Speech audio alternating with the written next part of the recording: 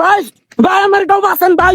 Argentina match জেতার পর থেকে আর্জেন্টিনার সমর্থকরা আমার উপরে আক্রমণ শুরু করছে। দয়া করে একটু ট্রিপল নাইনে ফোন দেন, দয়া করে আমার গাও বাঁচান।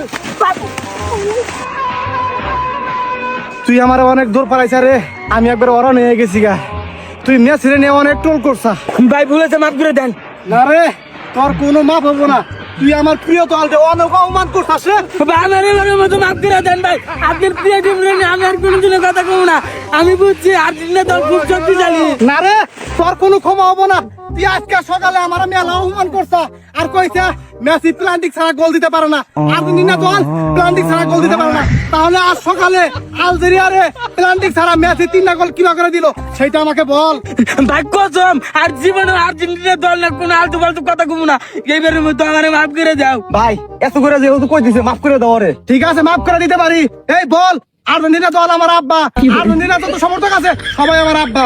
আচ্ছা ভাই, আর্জেন্টিনা দল আমার আব্বা, আর্জেন্টিনার যত সমর্থক আছে সবাই আমার আব্বা। কেন আমার চাইলে দাও না, পরে আমি ছাড়বো না। আর একটা কাজ করা লাগবো, এনে আমি ছাপ ফালামু, এই ছাপ তোর সাইডে ওটা লাগবো। আচ্ছা ভাই, তুমি যা কইবে আমি তার জন্য তার জন্য আমার চাইলে দাও। আচ্ছা ঠিক আছে,